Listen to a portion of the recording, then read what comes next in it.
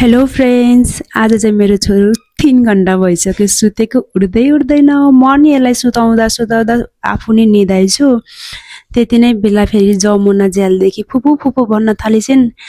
अनि यसो बिउजेर ढोका खोलिदिएको त उसले के बोकेर आएको, यो चाहिँ मासु हो। अनि फर्सीको मुन्टा लिएर आएछ। जमुनाको भोइस सुन्दा बित्तिकै सानै उठिहाल्यो। फेरि जमुनालाई भोक लाग्यो होला भनेर फेरि मैले मासु फ्राई गरेँ। यस्तो राम्रो देख्ने थियो लास्टमा चाहिँ। अनि खाउ खाउ लाग्यो भएर अलि धेरै भुटेको भयो नि हुन्थ्यो, यस्तो भयो। अनि करेन्ट चाउचाउमा त हो, फेरि यति भयो नि पुग्छ जस्तो लागेर पछि जमुनाले नि मलाई हेल्प गरिन् करेन्ट चाउचाउ बनाउनको लागि। उसलाई चाहिँ फेरि फुपूसँग करेन्ट चाउचाउ खाएको छुट्टै मजा हुन्छ भन्छन्। पहिला म काठमाडौँ बस्दा उसलाई खुवाएको थिएँ, त्यो चाहिँ म कहिले नै बिर्सिन्न। फुपू एकदमै मिठो भएको थियो भन्दै थिइन् क्या मलाई। अनि यिनीहरू चाहिँ सुतिहाले। फेरि हेर्नु न कस्तो मजाले सुतेको। अनि म चाहिँ आफै बनाउँछु भनेर करेन्ट चाउचाउ बनाउँदै थिएँ। एकछिनपछि त आफै उठिसकेको थिएँ जमुना चाहिँ। फेरि हेर्नु न कस्तो खाउ खाउ लागेको। दा पकाउँदै जमुना फेरि हेल्प गर्न आइहालिन्। लास्टमा हेर्नु न यति मिठो भएको थियो। यति मिठो देखेको मात्र होइन कि मिठै थियो। सीजर पेपर रख, सीजर पेपर रख। ओ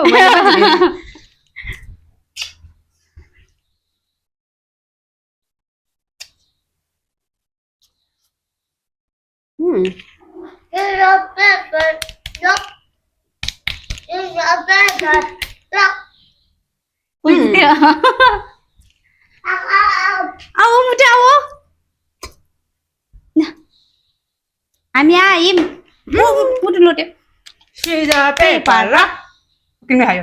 ले म त मुटु भागो भागो खाऊ, छिटो छिटो छिटो खाऊ, मुटु मुटु मुटु छिटो खाऊ।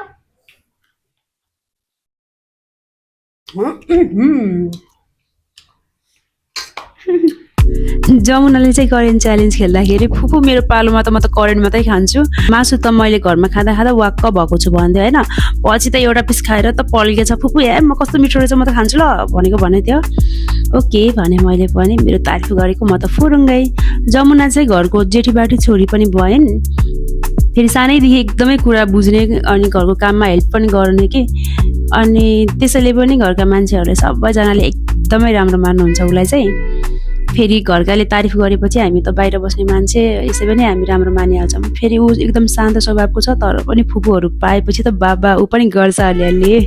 हेर्दा हेर्दै जमुना पनि घर जाने समय भयो। डान्स पनि घर जान्छु भनेर मानेकै थिएन भने। ओके गाइज, बाई बाई, यति नै।